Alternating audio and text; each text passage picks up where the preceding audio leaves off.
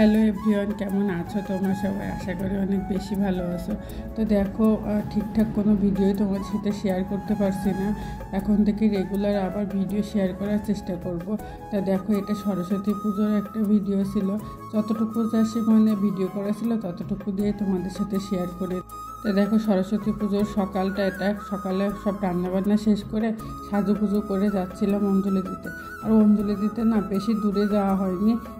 আমাদের বাসার একদমই কাছে, সামনে রাস্তার পরে একটা মন্দির আছে আর কি, অনেক পুরাতন মন্দির। তোমাদের সাথে অবশ্যই শেয়ার করব। ওখানে 2টা পূজা হচ্ছিল এক জায়গায়, ছোটো করে যদিও বা, কিন্তু তাও ভাবলাম কি বাসার কাছেই যখন হচ্ছে দূরে কোথাও আর যাবো না।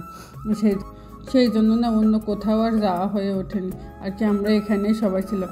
আমাদের বাসার আশপাশে সব বৌদিরা মিলে একসাথে অঞ্জলি দিয়েছি, পূজায় আনন্দ করেছি। এটাও বেশ ভালো একটা সময় পার করেছি জানো। তাই এবার সরস্বতী পুজোটা 2 দিন হয়েছিল। আমরা প্রথম দিন অঞ্জলি দিয়েছিলাম যদিও বা, এখন মনে হয় প্রায় 12:30 কি 1টা মতো বেজে গেছিলো আর কি পূজা শুরু হতে হতে। তারপরও বেশ ভালো হয়েছিল। কেন জানো, আমি সব কাজ টাজ গুছিয়ে একবারে গেছিলাম আর কোনো তাড়াই ছিল না। আর যদি পরের দিন দিতাম 10টার ভিতরে পূজা শেষ হয়ে গেছিলো, অনেক তাড়াহুড়োর ভিতরে সব কিছু করতে হতো। তাই এখানে না আগের দিন পূজা হয়েছিল, যেমন সব কিছু ভালোভাবে হয়ে গেছে। দেখো, এটা জানো তো অনেক পুরাতন একটা মন্দির আর অনেক বড় একটা মন্দির। এখানে দুর্গা মন্দির, শিব মন্দির, নারায়ণ মন্দির, এখানে আছে রথ। এখানে জানো তো সব কিছুই হয় আর কি। পূজা ছোটো করে হলেও সব পূজায় হয়। আর দেখো কত সুন্দর একটা জায়গা। আমরা বিকাল হলে তো এখানে এসে বসি, বাচ্চারা খেলা করে, বেশ ভালো লাগে জায়গাটা। আর আমার বাসার একদমই কাছে এই মন্দিরটা। তারপরে দেখো, পূজা শুরু হয়ে গেছে, ঠাকুরমশাই পূজায় বসে গেছে, আমরা অঞ্জলি দেওয়ার জন্য বসে আছি।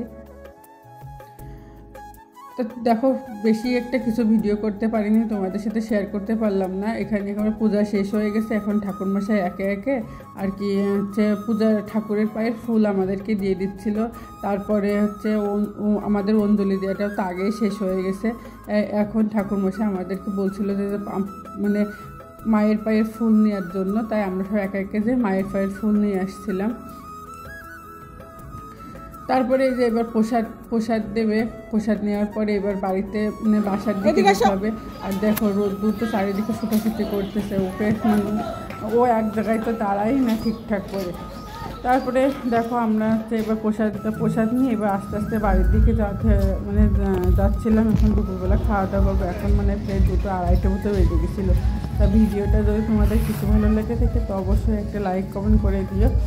আর দেখি এখন থেকে রেগুলার ভিডিও দেওয়ার চেষ্টা করব আবার নতুন করে। আর হ্যাঁ, আমাকে কিন্তু কেমন লাগছে অবশ্যই কমেন্ট বক্সে জানাতে ভুলবে না। আজ টাটা।